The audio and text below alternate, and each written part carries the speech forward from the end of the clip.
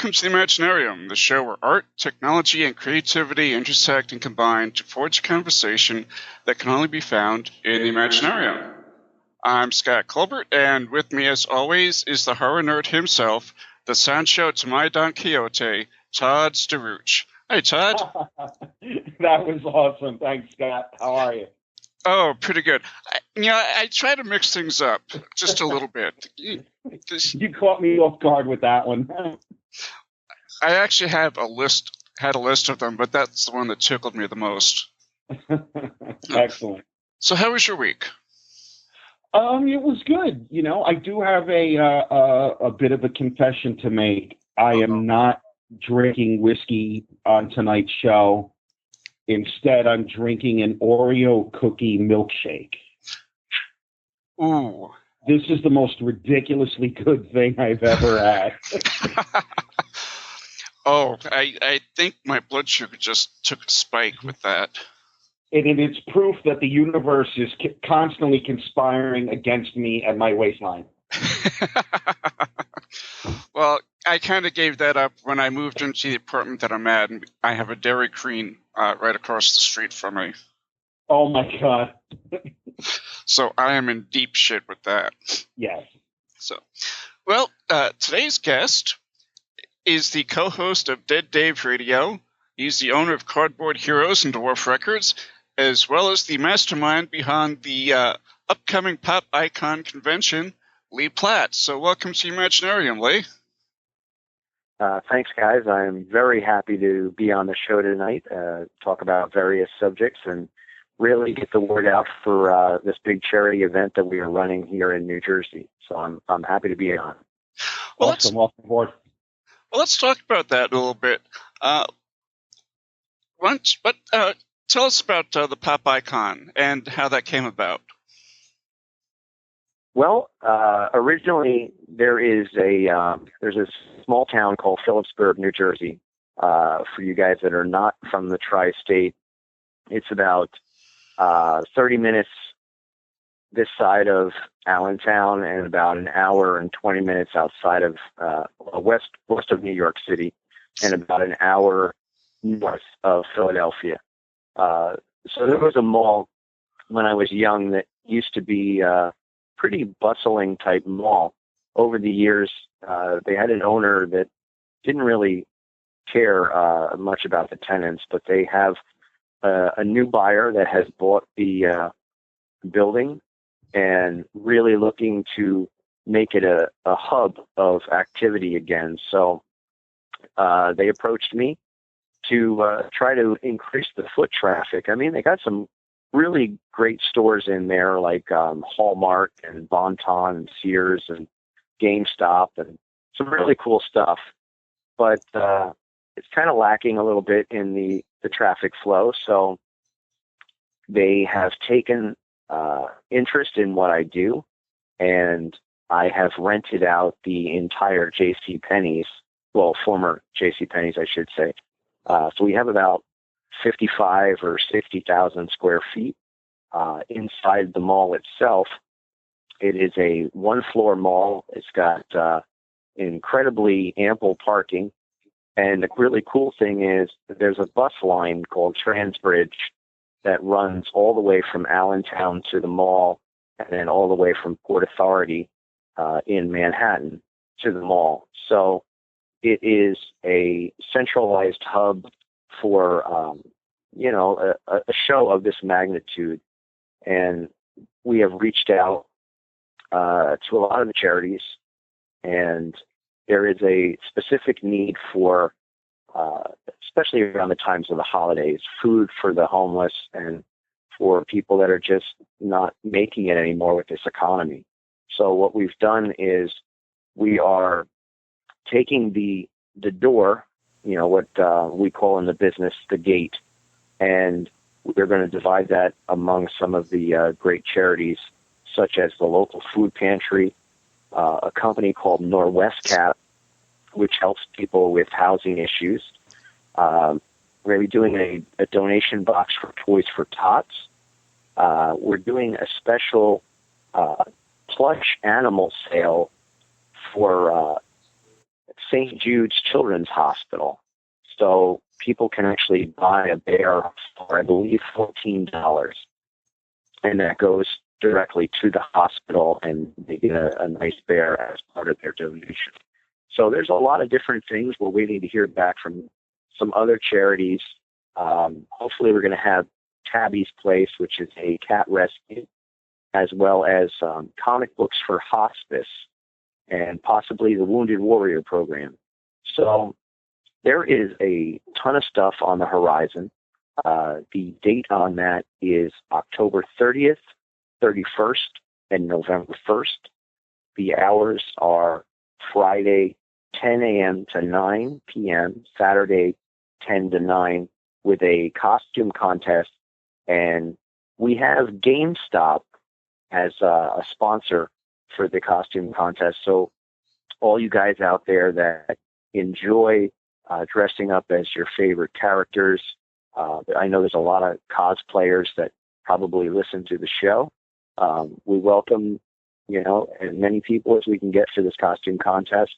And it's going to be gift cards for the winners from GameStop, which always has, the newest games coming out. And in fact, they have 2016 WWE coming out, and one of the superstars is going to be joining us at Pop Icon. So there's a lot of cool things coming. We're going to be giving out candy all day on Halloween from M&M Mars, which is located about 20 minutes north of where the show is. We got about 20 celebrities so far that have jumped on board, as well as people such as Zach Galligan, who was the owner of Gizmo, if you remember the movie Gremlins. He has provided a nice signed print from himself, as well as the artist who actually created the print. And then people like Dee Wallace, who was in so many movies, The Howling, Cujo, E.T. She's going to be sending in an 8x10. So just a small glimpse of what we're going to have to offer. There's going to be vendors from all over the place, from like Star Wars vendors, guys with Legos, vintage, all kinds of collectibles and stuff. Basically something for everyone. And I would just urge everyone that is listening to go on to the Facebook page for the event, Pop Icon, and just say that you're coming, and then invite all your friends. Admission is only $10 for adults. 12 and under are going to be in for free, because we're doing this as a project for the community of Phillipsburg, New Jersey, as well as the surrounding areas. So we really want to attract a big crowd. We already have plans for a second Pop Icon to take place in April, with some really exciting guests already confirmed. But I'm not going to release their names until probably the weekend of the show. Oh, you tease. Yeah, there's a punk rock icon in there, and there's a metal icon in there as well. So if everything works out well, we are going to have some really stellar guests at the next one.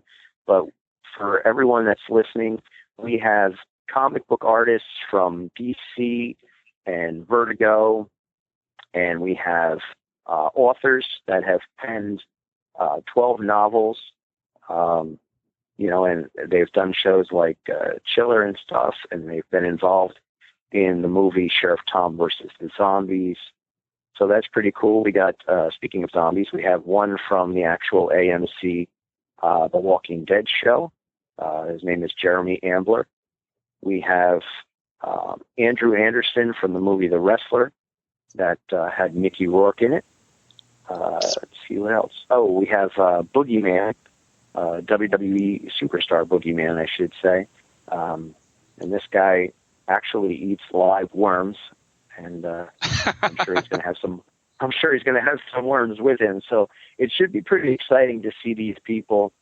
Sharon Lentz is another great actress. from the tri-state area here, and she was originally in the TV show Dark Shadows long before Johnny Depp took the role. Oh God, I remember that from my youth.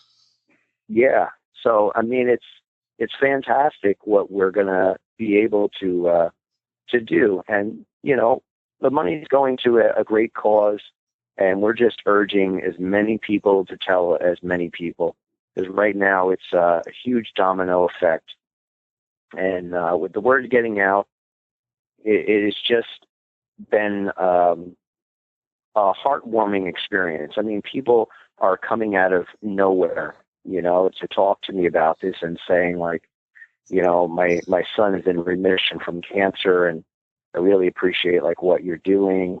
Or, growing up, we had nothing and we depended on the food pantry, and it's nice to see somebody giving back. So there's a lot of stuff that, sometimes you don't get rich financially, but emotionally, the stories that I hear on a regular basis because of what I'm able to do. And I'm just one man. So when people say that one person can't make a difference, they are so wrong. It really is a significant amount of change that one person can make.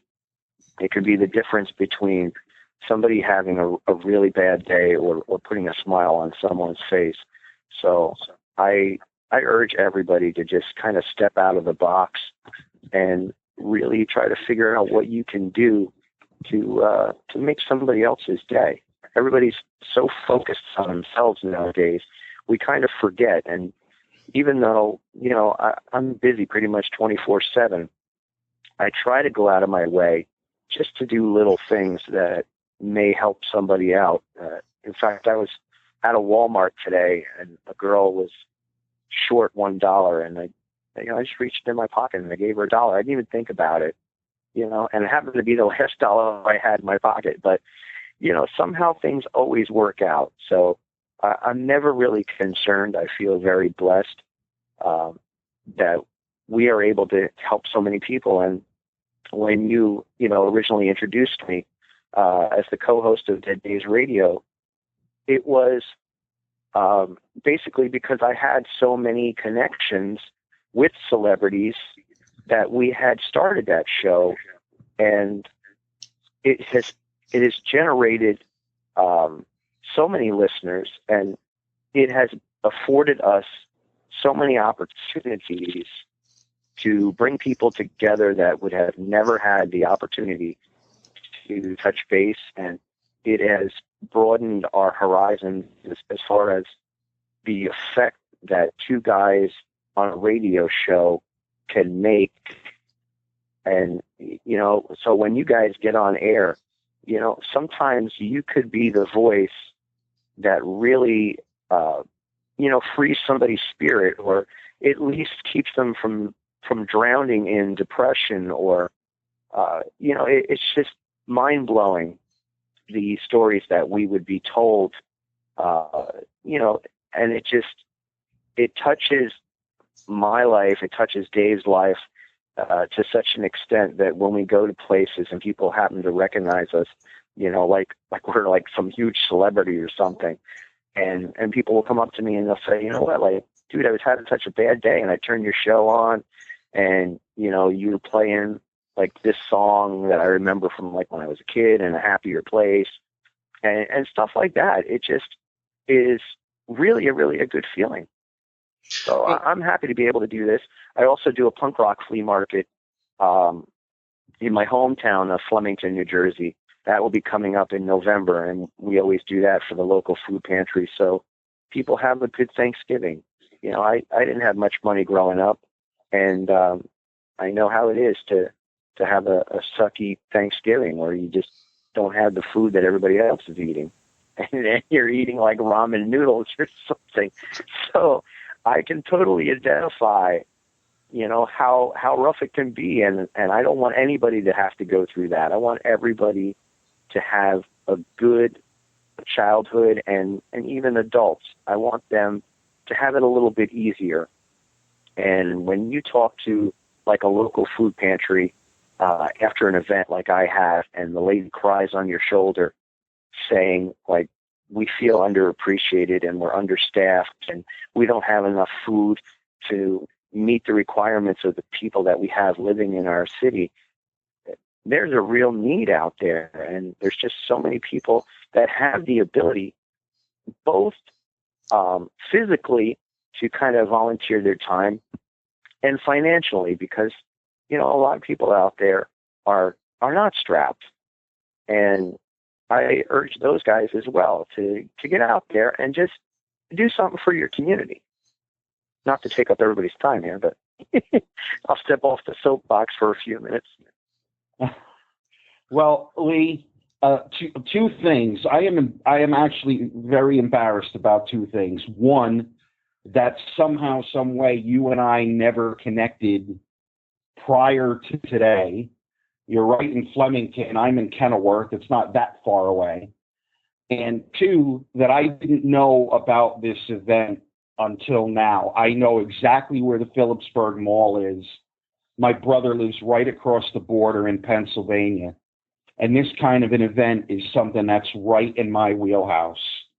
So I'm happy you're on this show. I'm happy I know about it now. I'll do anything I can to help promote it. You and I probably know half the same people, you know, whether it be indie horror or celebrities or whatever. So, I would love to help you out with this event in any way I possibly can, with promotion or maybe getting some guests, you know, I would, what have you. I would actually, I'll give you, we normally charge for booths, but I will give you a spot to promote the radio show and get yourself some more listeners in the surrounding areas, because I think what you guys are doing is a spectacular thing. You know, I really believe that people that get out and do this stuff, a lot of us have issues, and you know, I happen to be like very, you know, I'm a huge collector, and people will witness that tonight with the whole geek fest of the Star Wars Force Awakens mania that's going to be taking place in a few small hours. But, you know, we have, I like to say it this way. People that are in the horror community, such as yourself and I, we don't see the issues that everybody else sees with us. People think, okay, this guy walks around in black all day, worships Satan, you know, sacrifices babies. You know, they see, oh, he listens to heavy metal, he must be like destructive and starting fights all the time. But you know what? I'm doing positive things. And a lot of people can't understand when I go to an event like what my friend runs, Kevin, who runs Chiller. When I get there, it is like almost like I'm Norm from Cheers. You know, as soon as I walk in the door, everybody's like, Lee's here, Lee's here. You know, everybody gets excited, and we hang out and we have a great time.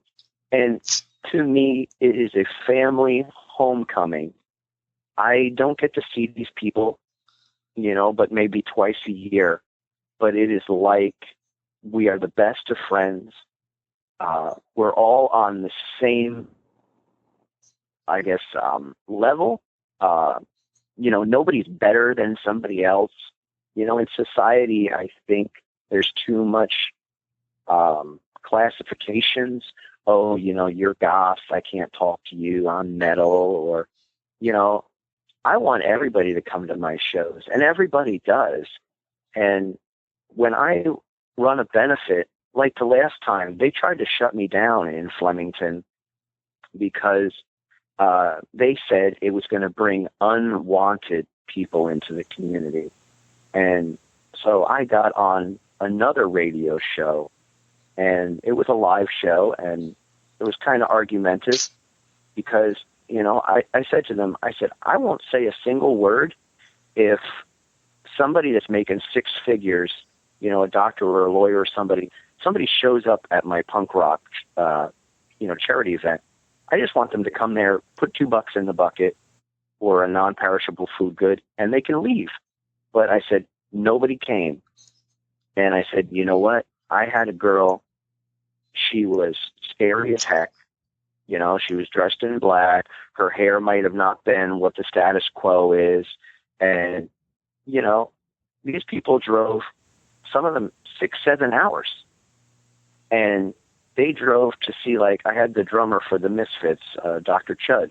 He was there. And a lot of these people came just to get his autograph and get a picture with him.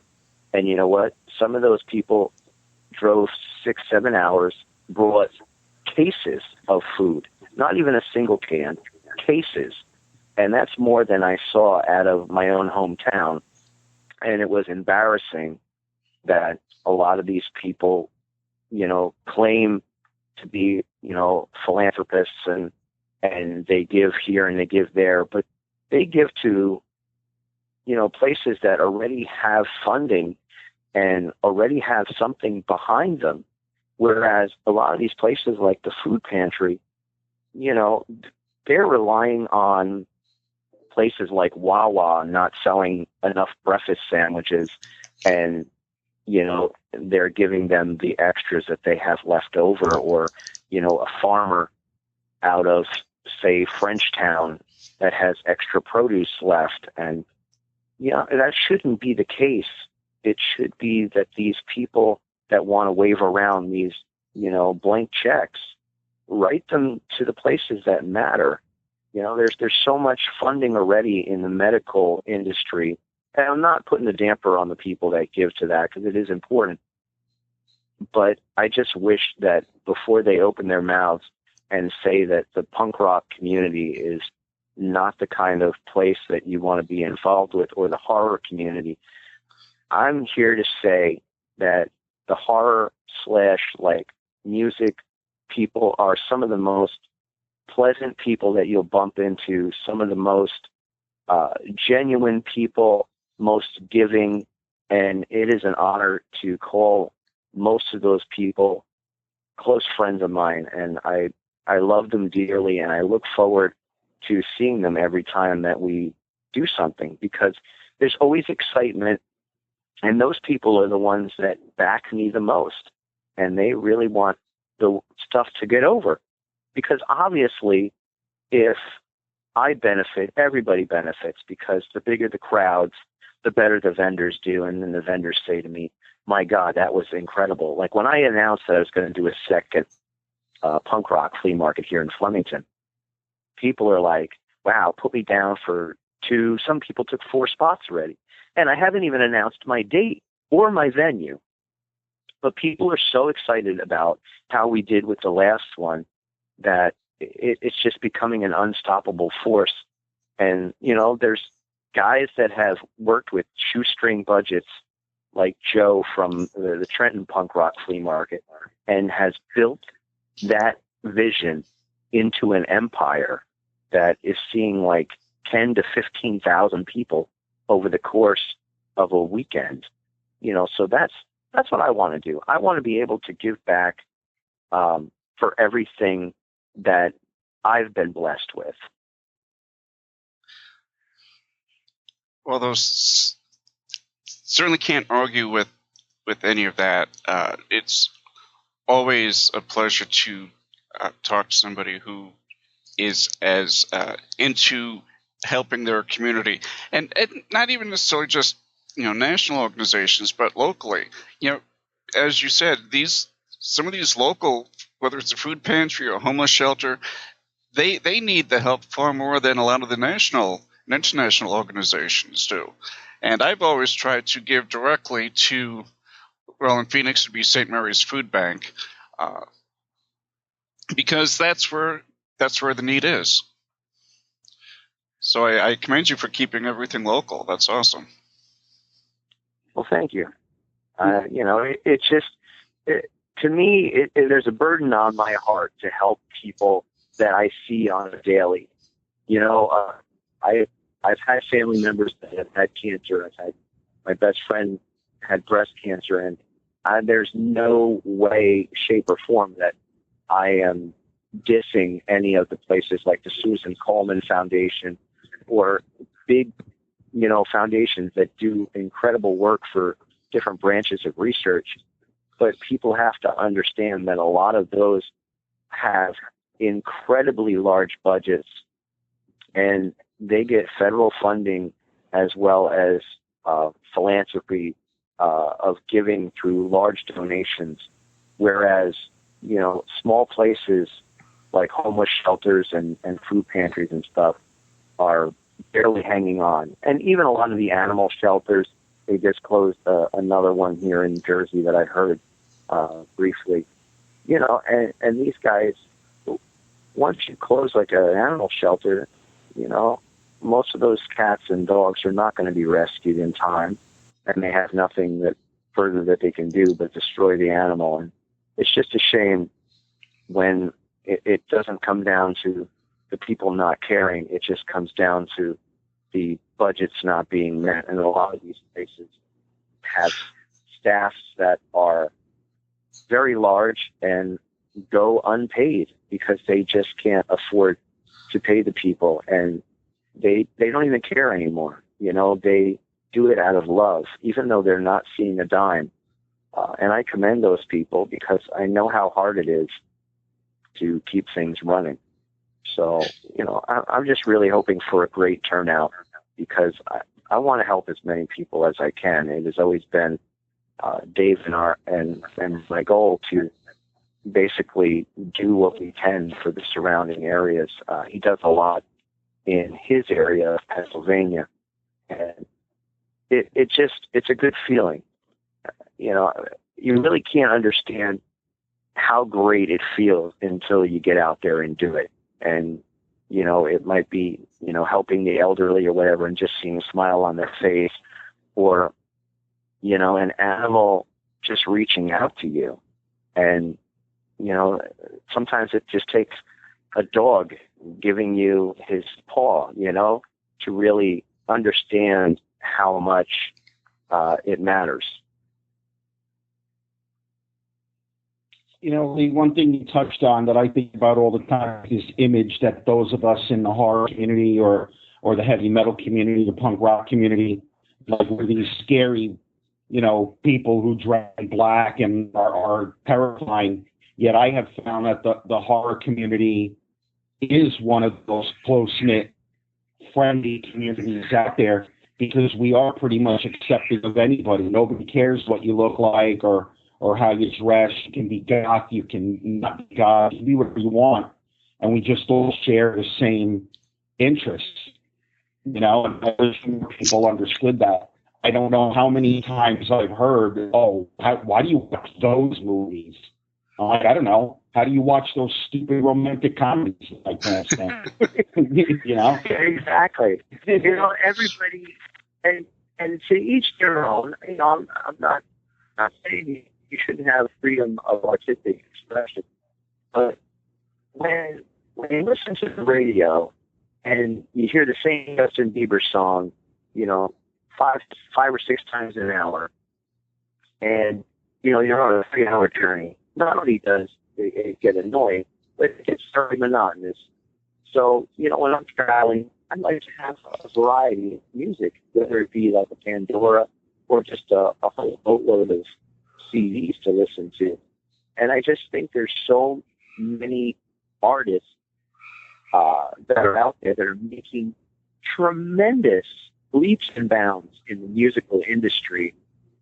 Bands like Skinny Puppy and just, like Godflesh, a lot of the 9 Inch Nails type industrial bands that are really progressing musically. And yes, electronic dance music is becoming more into the forefront.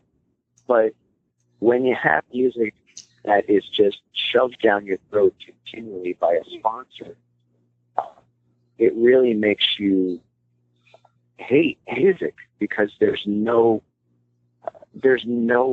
originality anymore. Everything is a sample. Everything is a song that's already been sung, and you never get the opportunity to get exposed to new bands. I mean, there's a great station in New Jersey that happens to be Seton Hall University's Pirate Radio. Pirate Radio. And those guys have been repping alternative music for 30 plus years. And the reason that they have so much respect is the fact that they'll play different tunes. And I mean, this is a Catholic college that, they'll get into the whole heavy metal music, or they'll do something along the lines of like an 80s night where they'll just play everything from like 80s soundtracks to, a full blown like aha moment, and it's heartwarming because that's another reason that Dave and I had started the show is we hated what we were hearing because we had a lot of friends that were making music, and you know what? They didn't get a fair shake because they're not signed to Sony Music, or, they don't have the right look. So they were stuck in basements, and they were stuck, pedaling out of their trunk and things like that. And then we were able to push some of those people towards, stardom. And we broke a lot of bands. And, I can honestly say that we broke Bastille in the United States, and it was a great feeling. We had them on the show before anybody was playing them. We were also playing Imagine Dragons before they blew up. And there's a band out of New Jersey that I absolutely love called Brick and Mortar. And they're going to get huge soon, and nobody's going to be able to touch them. And we were playing them like 2 years ago. So it all comes down to being able to focus on stuff that's not mainstream. And the horror community is filled with visionaries. It's filled with people that are total outcasts. And because they're outcasts, they have some of the most dynamic visions and dreams that people could ever witness. And a lot of that has transpired into outrageous art or music or paintings of such creatures that you would never believe. And it has come full circle now through these conventions that I attend and that I vend at and that I promote, where there are people that I want to push their music with. I was just contacted by a girl last night that hopefully is going to be my show, and she's a makeup artist. And her work stands very true and very original, and I'm hoping that, she's going to be part of this. There are a lot of vendors out there doing this exciting thing for the horror community, and I love it.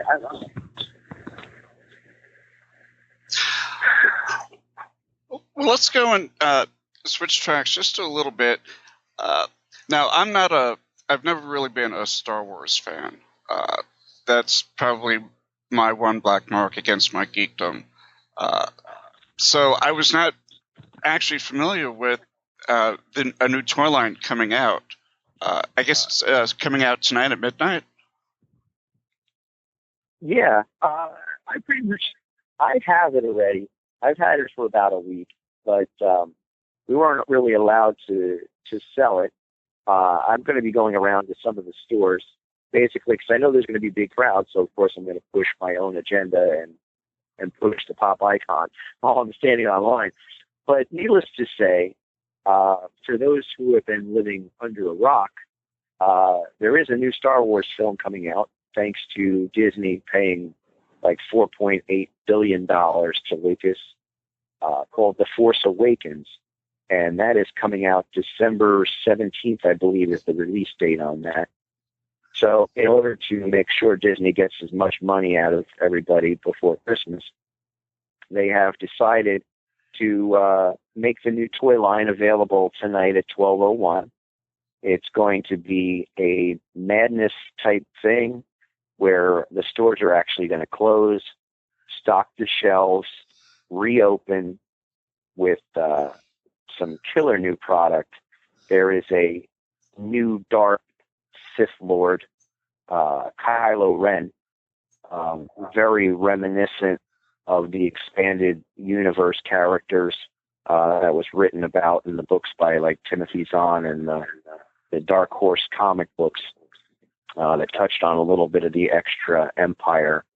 And there's going to be some characters in there, Finn and a girl named Rey, as well as the original cast has all re-signed for the movie. So you're going to be seeing a lot of familiar faces tonight on the figures, such as Luke Skywalker, Darth Vader, things like that. But you're going to see a whole new wave in the Kylo Ren Sith Lord figure, as well as some really cool Stormtrooper legions. There's a new female Stormtrooper called Captain Phasma, and she is decorated in like a silver, like a chrome finish, very bright, just gleaming type character, very foreboding kind of thing. She has a long flowing cape and just looks like a total menace. You have some stormtroopers with flame throwers now, and some really cool stuff out there. It's going to be a huge launch tonight, estimated 300 plus different products, ranging from a 3 3/4, like old school Kenner feel for the figures, to a 6-inch line that has more detail, a 12-inch character line, some lightsabers that are going to give the kids the ability to role play as their favorite characters, and of course a line that I really like from a company called Funko. They put out like kind of deformed looking characters based on the different movies, and they've had stuff ranging from like, you know, the Munsters to coming out with Boondock Saints and all kinds of Marvel characters and stuff like that. They are going to do some exclusives. GameStop is going to have the Finn figure tonight. I believe Hot Topic has Rey exclusive. Kylo Ren is a Target exclusive. And then Walmart has a old school Sand Trooper on a dewback creature, limited edition 2-pack. But there are going to be some great giveaways tonight, and one of which is some discs at Walmart where you have the chance to actually get a 24-karat gold piece. And Toys R Us is doing a limited edition poster. Target is doing a giveaway. Now, I'm not sure if it's going to be every store or it's going to be maybe just one, but from what I understand, it's a 4-foot Chewbacca. And who wouldn't need a 4-foot Chewbacca? I mean, you know, especially with me. I definitely need that. I wasn't going to go at midnight, but I think I might. Well, you know what it is? I do a lot of traveling by myself, and a lot of times I'm stuck behind, you know, Grandma Moses doing, you know, 5 miles an hour down the interstate, and I can't go into like the HOV lane because I don't have somebody else. If I stick a 4-foot Chewbacca in the passenger seat, you know, I'm pretty much set. You know. Bam, you heard it here, folks. Now, when you mentioned this before the show, actually a couple hours ago on Facebook, I was doing a little bit of research on them, and it looks like one of the popular items, or the hot items, I suppose, is one of the new droids, that circular droid. Yeah, I believe he's called like BB-8, I think, or something to that effect. And he's going to be available in the 6-inch figures. He actually comes with Rey.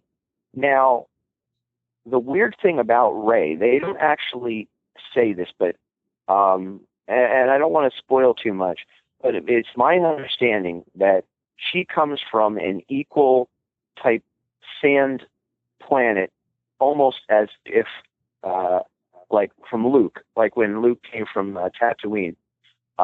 She comes from another planet that has the same surfacing, and I have been told she comes from a place called the Star Killer Base, which kind of leads me to believe that she could be a relative in some way of Skywalker, merely upon the fact because they're not releasing her last name as of yet. But originally, Luke Skywalker's last name was supposed to be Star Killer, but they changed that. So I could see her being some sort of a lost relative. And without giving Finn's character away, I heard some, I don't even know, it's like volcanic news. It's that crazy. It's like earth-shattering of who he might be related to. It's just, it's those kind of things that really give you hope that the new movie is going to be astonishing and be well worth the wait. You're going to see some other characters popping up in the merchandising, such as Boba Fett, which everyone thinks that he died in Return of the Jedi and fell into the Sarlacc pit that, eats people for eternity. But there is rumor that the creature could not digest his armor, and he actually escaped. And he's pretty much the most popular bounty hunter in the series. So it gives us hope, and there's talk of a movie that is going to be centering around him. So this is episode 7, so you have 7, 8, and 9 coming out, and then supposedly a Boba Fett movie, a Han Solo Origins type movie, and a Rogue Squadron movie. So we have another 6 movies supposedly coming out. Lego is unveiling their new collection tonight, and I already saw 2 pieces. I have them in my hand as we speak. It is a Commander Cody large-scale Lego figure, as well as a Jango Fett, which they look incredible. They're going to retail for about $20 a piece. But it's just mind-blowing the amount of product that is coming out tonight. Something for everyone, every collector, every kid that just loves Star Wars from way back or is just being introduced to it. There are so many new things that are going to be available. I want to actually give a shout out to K Jewelers because they informed me, and nobody knows this, so this is kind of breaking news on your show. K Jewelers is putting out a limited edition that they're going to be taking orders starting, I believe, tomorrow because it's, the 4th, and may the 4th be with you and all that kind of stuff. It is a charm bracelet based upon The Force Awakens, and it's the first time that they've done anything with Lucasfilm, or I should say Disney Film now, but it is going to be little bracelet charms that you can buy, and you can get as many different ones as you want. There's going to be several that are available right now with, I believe, an ever-expanding. I mean, with the number of characters that they have, the bracelets could just go on for eternity as far as different character availability. So there are a lot of things in our everyday wear that we're going to be seeing as far as even costuming is going to be real hot coming up at like Spirit stores. I heard it's going to have some good stuff. I have yet to see any of the products for that, but there's going to be a lot of role playing for like young adults as well as adult costumes. And there's going to be I believe there's a remote control of that new droid that you were talking about. And that might be either a Walmart or a Target exclusive.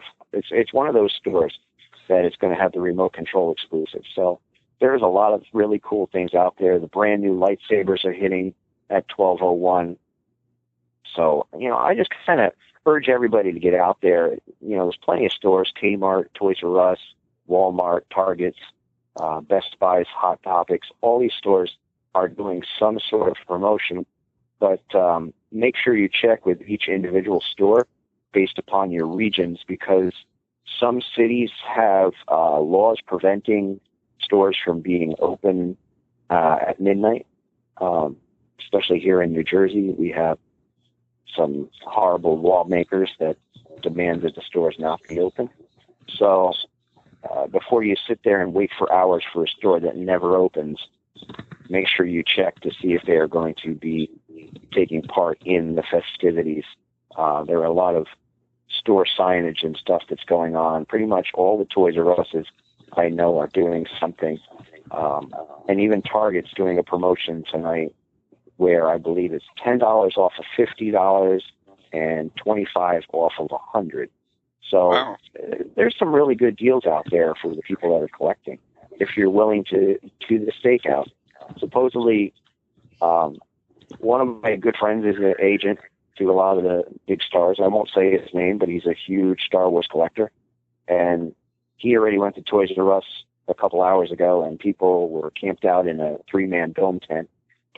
So it just goes to show you, and he's a 3-hour difference than us. So that was about 4:30 California time. And, people are really geared up for this. So I'm excited just because other people are excited. So I'm going to go, even though I have a lot of the stuff already. I want to take part in the madness and, drink the coffee and try to stay up all night. I'm an old man now, and I still got to work tomorrow. So we'll see how this goes when I collapse, at work. My biggest concern about the movie, which I cannot wait for December to get here, by the way, is that, as usual, the fans will have hyped it so much in their own minds that even if it's the most amazing movie we've ever seen, it will still somehow fall short of expectations. We fans have a bad habit of doing that. Yeah, I totally agree. I was fortunate. I'm 43 years old.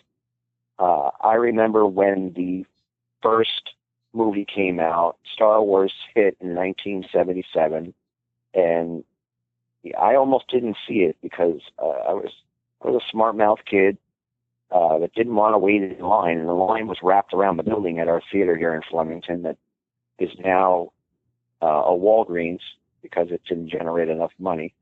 So they tore it down and built a Walgreens. But I will always have that memory of, my folks threatening to put me in the car and drive home.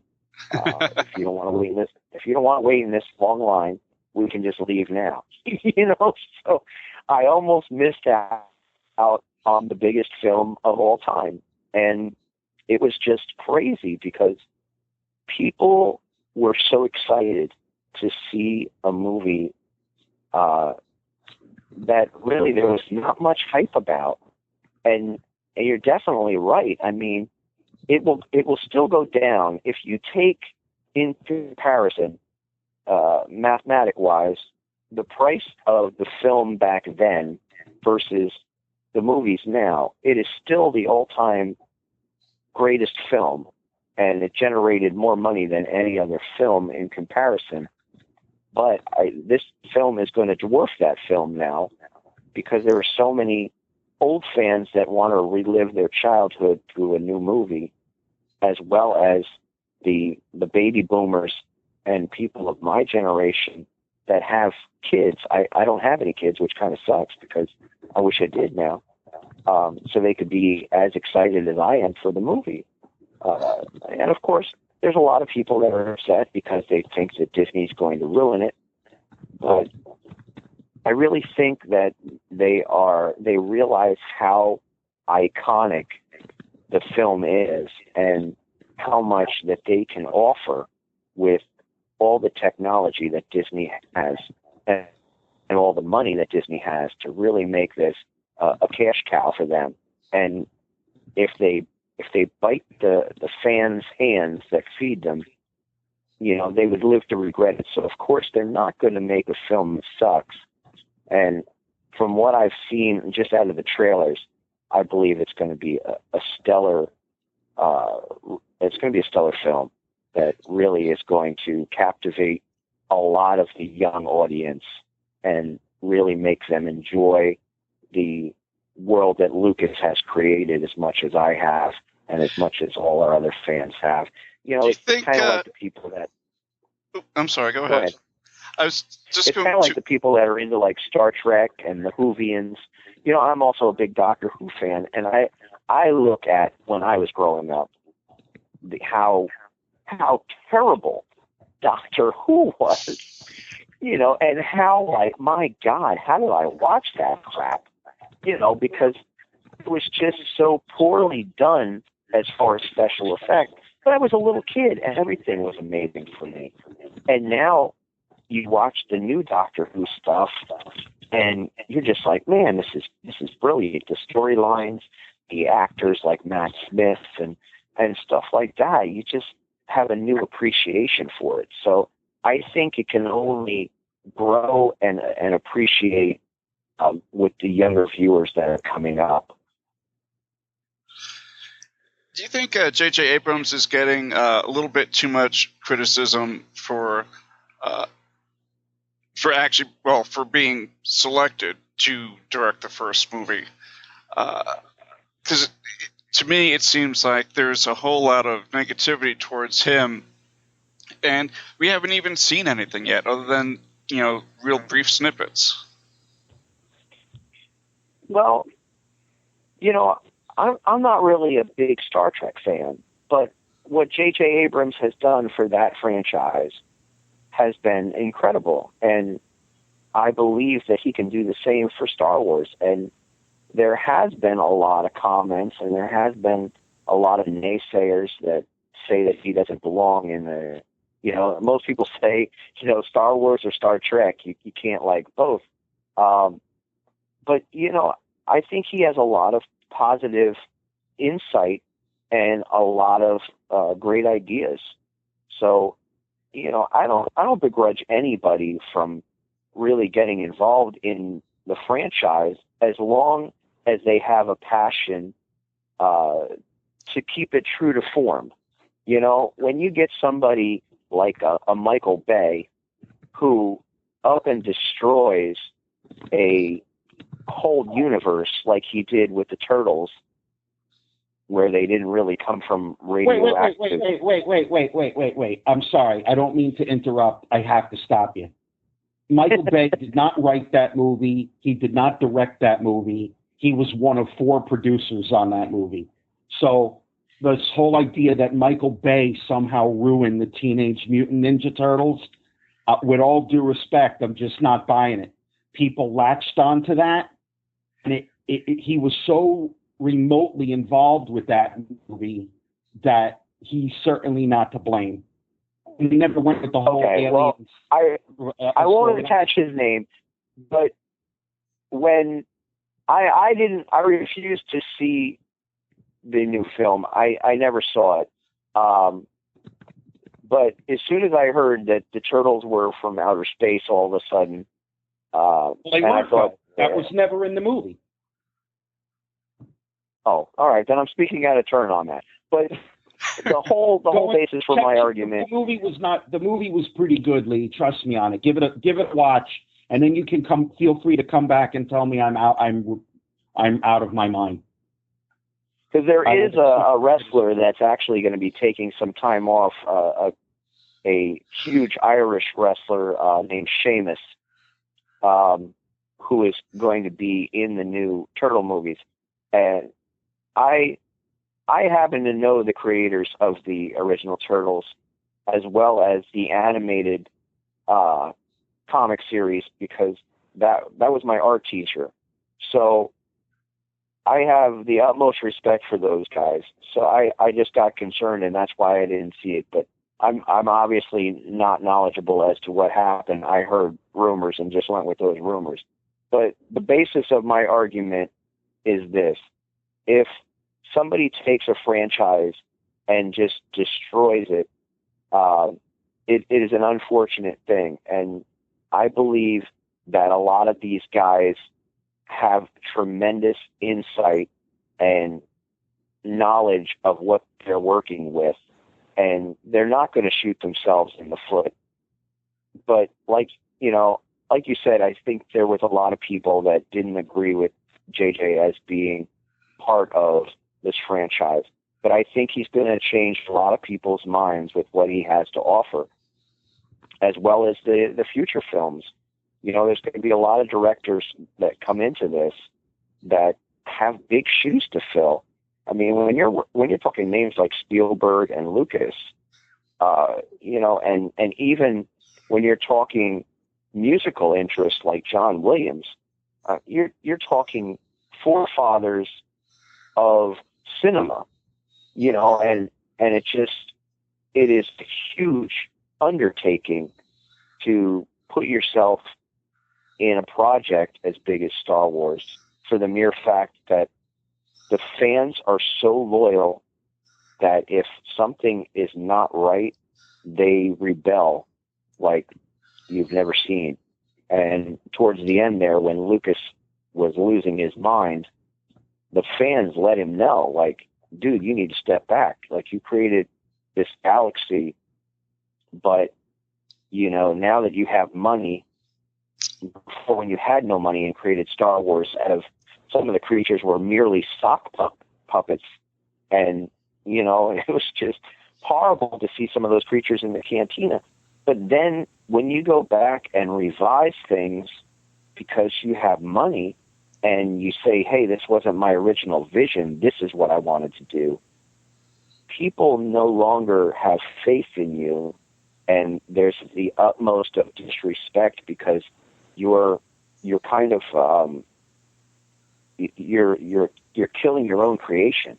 And the worst injustice that I saw with the original films that Lucas did was there was a man named Sebastian Shaw who is no longer with us.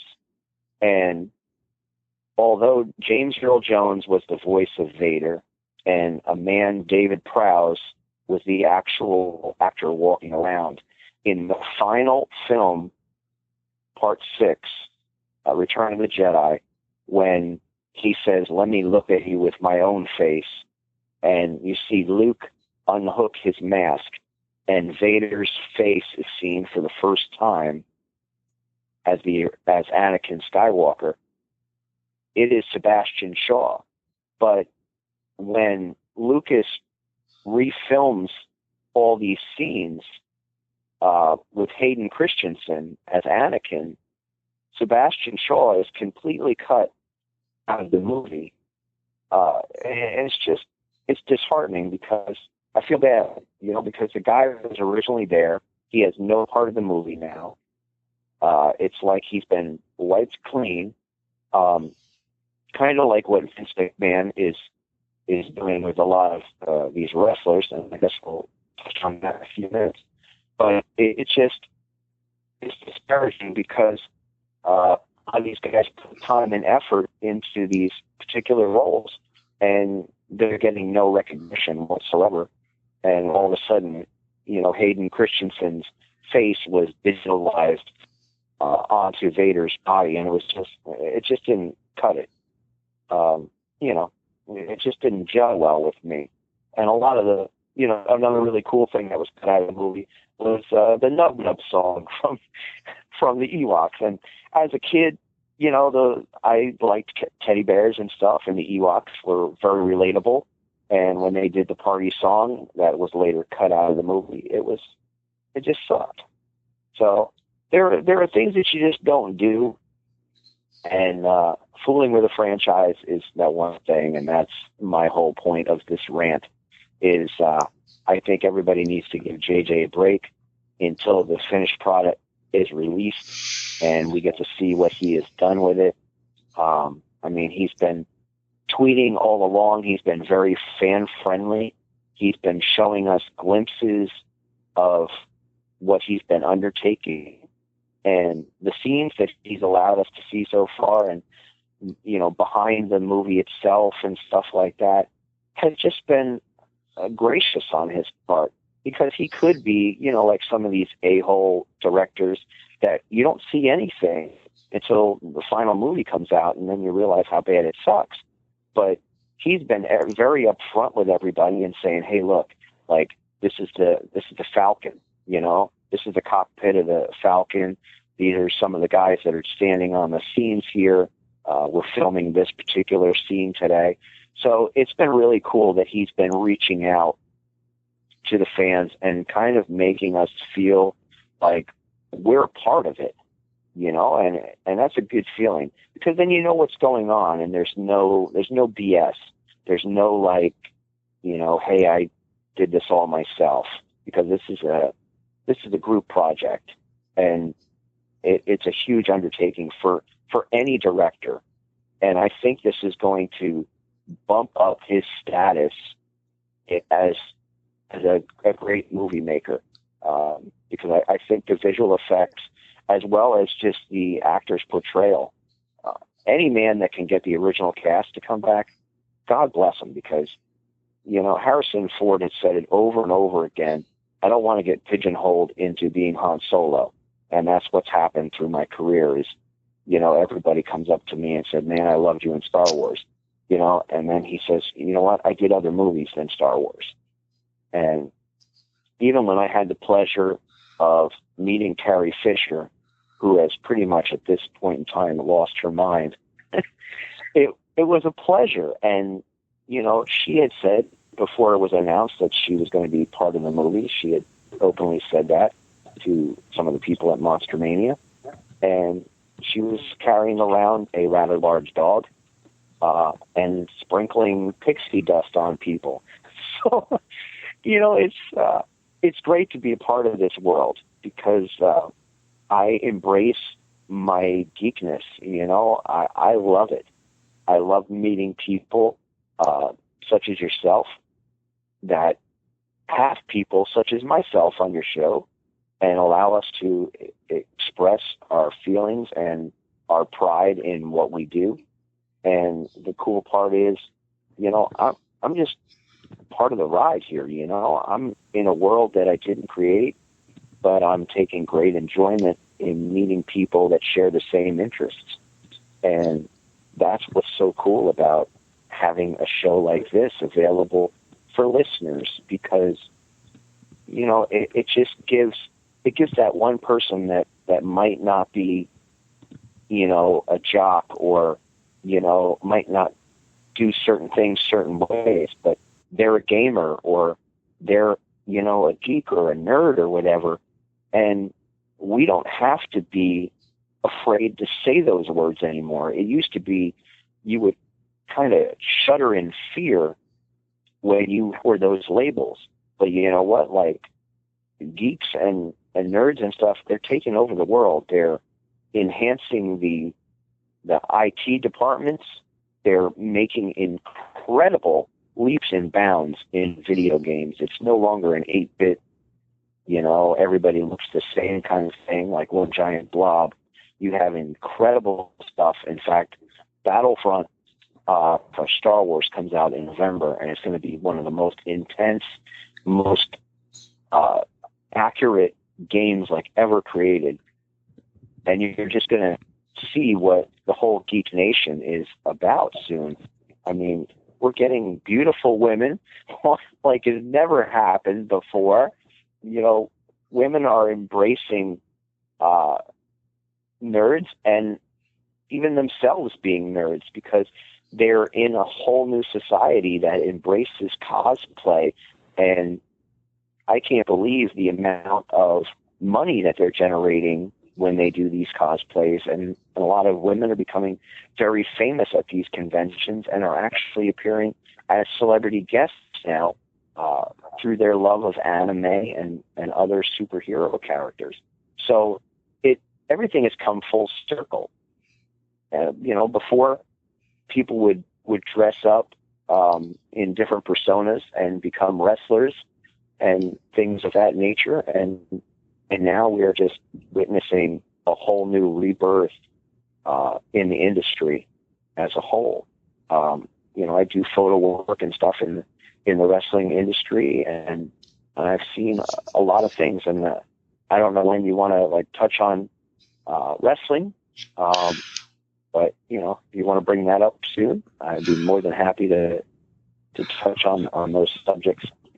Well, we are actually getting close to our runtime, so we'll have you on again and talk about wrestling. But what I want to do actually is I want to end the show in talking about Wes Craven.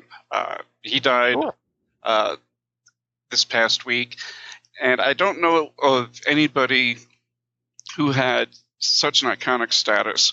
When you talk about the 80s and you talk about horror, there's Wes Craven, there's John Carpenter, there's Tobe Hooper, to an extent, and slowly but surely they're going off one by one. And Craven was the first, and he made probably one of the most iconic villains in film history with Freddy Krueger. So the question is, I suppose, what is your favorite Wes Craven movie? Oh man, it really is a tough call, because you have movies like The Last House on the Left, and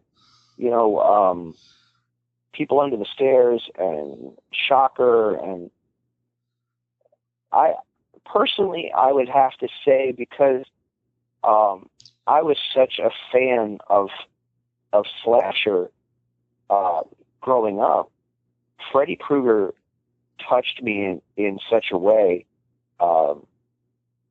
It's just unforgettable. Over the years being in the horror industry, I've had the pleasure of becoming friends with Robert Englund, and we've talked about a lot of different movies that he's portrayed, and he's another one that kind of gets stuck, in the Freddy Krueger role. But that being said, it made him what he is today. And when you talk about movie icons in the horror industry, Robert is pretty much at the top. And, he owes that all to Wes. And, I saw Wes, I think it was 2007, I met him at Monster Mania. And then I met him when they were doing The Hills Have Eyes Part 2. He gave me a T-shirt after we had gotten done talking. They had like a whole cast there, and I went back to the tent that he was at. And he was a man that had everything well thought out. It was nothing was half-assed with Wes Craven. He left you wanting more. His characters were very in-depth. It wasn't like, it was just some Joe Blow off the street that started killing people. You found out what had propelled this person to, feed on the fear of these children and stuff. And every movie that came out, you just couldn't wait to see how the people died, because he was so creative with the kills. He was so elaborate with the playouts of every movie. And when he created Freddy Krueger and let Robert really run with the idea, it was still kind of campy, but yet it was scary enough that it would really, you'd kind of shake at the certain moments, and, close your eyes at certain moments, and you would giggle at some of the things that, Freddy said. But there was just some amazing scenes, with guys, the death scenes of certain people, like Zach Ward, when he was in Freddy versus Jason and stuff like that. But it just, the scenarios that have been set up throughout the years with the different movies that Wes was responsible, or I should say characters, have just been so iconic. Even Shocker was a great movie. And I believe he also did Serpent in the Rainbow, which was fantastic. There's just been so many great films that Wes did. It just is so unfortunate that he was not able to do more conventions. So a lot of people didn't have the ability to meet him. A lot more of these guys are coming out of, I don't want to say hiding, but making themselves, I should say, more available to the fans. And, even from like the Scream franchise and stuff like that, it is so responsible. I should say it is the utmost responsibility of a good creator to really make his monster something that will live throughout time. And you've seen that with like all the Universal monsters, but you never really could identify with a lot of those, whereas you can identify with a lot of the characters from the modern day horror because they're put in scenarios that could really happen. And they're just ordinary people in a lot of these type things that have extraordinary powers or have been put into weird predicaments where, they have to rely on self-preservation to keep from getting killed in these storylines. So he was a master of horror, and I don't think we'll ever see another director that will live up to the title of a master of horror like Wes Craven. What about you, Todd? Well, his impact and his contributions to the genre cannot possibly be minimized. What's funny, not funny in a ha-ha way, but when he passed, and of course, as usual, Facebook lights up, and mostly with people who haven't thought about Wes Craven in 30 years, suddenly singing his praises, But then inevitably you always have those handful of people that have to come out and say, oh, he's overrated, he was a hack. Well, you know what? Even if you didn't particularly care for his movies, which is fine because art is subjective, you still can never downplay his impact, and what he contributed to the horror genre. As Lee said, despite the fact that Freddy eventually became, a wisecracking cartoon, the original Nightmare on Elm Street still, to me, holds up today as an iconic film. And my favorite Wes Craven movie is The Serpent and the Rainbow. As much as I love, Freddy and Nightmare, I just thought that movie was so cool because it was so subtle in its horrors. Nothing was really in your face. It was just so subtle and creepy, and I loved it. So, yeah, there's no way anyone could ever minimize Wes Craven's impact. And I'm just sad that all of my horror heroes are all getting old, and eventually they won't be around anymore. I have to agree with you on Serpent and the Rainbow. That's always been my favorite of his. And it's probably been one of my favorite horror movies from the 80s.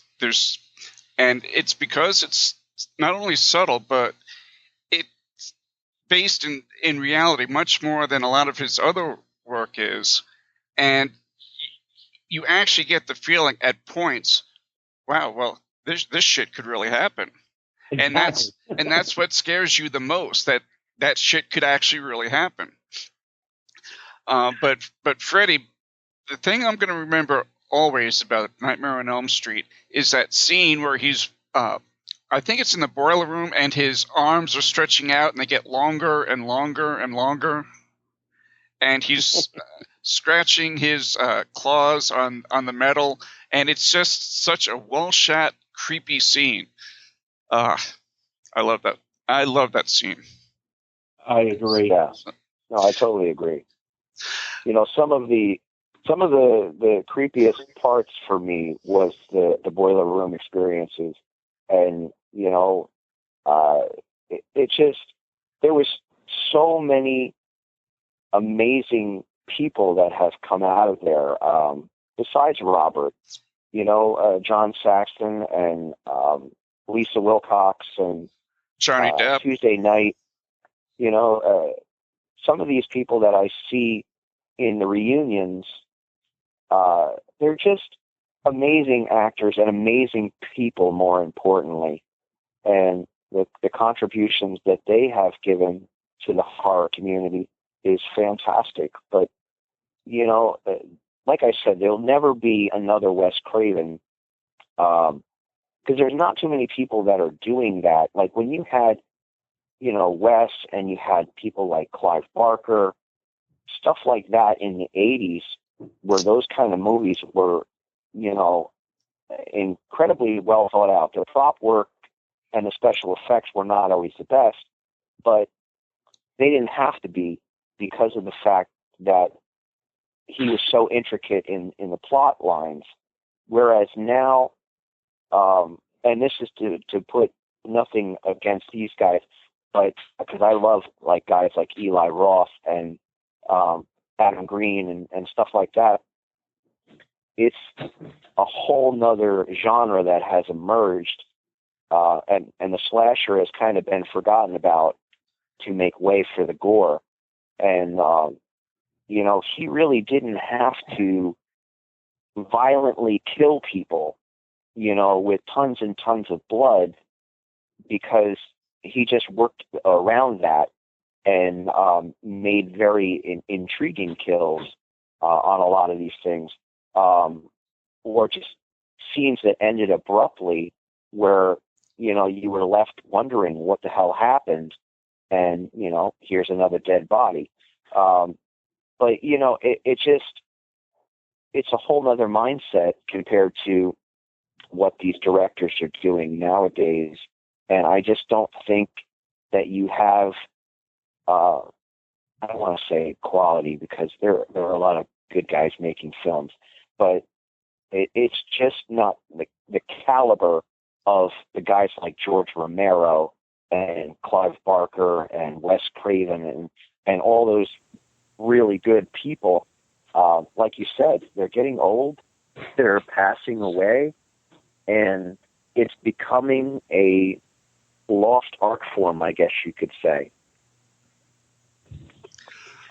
Well, and on that note, I think that would be a good place to end the show. Lee, it's been a pleasure having you on. Really enjoyed it tonight. Thank you. I enjoyed being on. And we'll have links for the Pop Icon convention on the website, the Facebook page. And when can people listen to the Dead Dave Radio? When is that on? We are actually on hiatus as of right now, because we've gotten so busy doing other projects. But we hopefully will be back soon with more guests and more events and that kind of stuff. But for now, people can just catch me on the Pop Icon page, or on Twitter, it is Pop Icon 2015. So you just have to hit, at Pop Icon 2015. And they can find out any of the guests, because we're continually adding more guests to the show, more vendors, and there's going to be a lot of giveaways, that kind of stuff.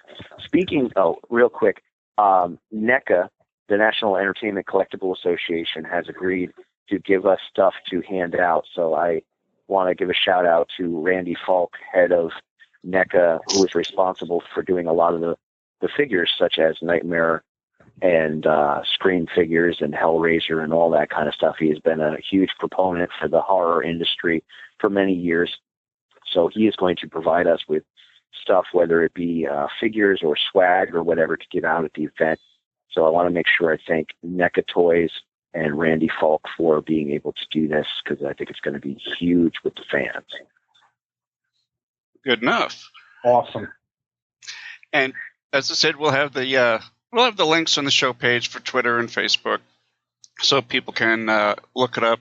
And I urge everybody who's in the tri-state area to go ahead and get on over to the Pop Icon when it comes out. When it comes out, like it's a movie, right? When it opens up on the 30th. And for $10, is that $10 a night or for the whole weekend? It's $10 per day. Okay. I'm going to do a $25 for a weekend pass. And like I said, kids under 12 are going to be free when accompanied by an adult. Door prizes every half hour. Some really good stuff going to be given away. And we're going to be doing raffles for celebrity signed merchandise, which will be 100% donations to all the different charities. So you know where your money is going. We're going to do like an arm's length for like $5, and you can put your ticket in whatever fishbowl that you want, so you don't end up with some, signed autograph type item that you don't care about. But there's going to be a lot of stuff going on. I can't urge people enough to get out there and really get into Pop Icon, invite your friends, do what you can for your communities. And to all these producers that are listening to this, please don't make remake the films that don't need to be made. Get an original idea in your head and go with it. There's some great directors that do that, like Glenn Ciano out of New England. Check out his movie Incubus with Freddy Krueger in it as a djinn. It's Inkubus. It's also got William Forsythe in it and Joey Fatone from NSYNC. Fantastic movie, came out a couple of years ago. But those guys are coming up with original ideas. So I urge everybody in Hollywood, stop remaking these films. They're going to remake A Nightmare on Elm Street again. I'm just kind of disappointed over that. All right. And you can subscribe to the Imaginarium in iTunes, as well as rate and leave us a review. And if you enjoy the show, check out our other podcasts at thesupernauts.com, including Jailbait, my podcast with UK filmmaker Wade Radford, as well as a brand new monthly podcast that I'm doing with Jerry Janda that is called The Weekday Matinee with Scott and Jerry. And we'll be talking about, well, obviously, movies, duh. And that's going to be premiering this afternoon. So make sure that you check that out. That's going to be a lot of fun. And until next time, may all your journeys be filled with pure imagination.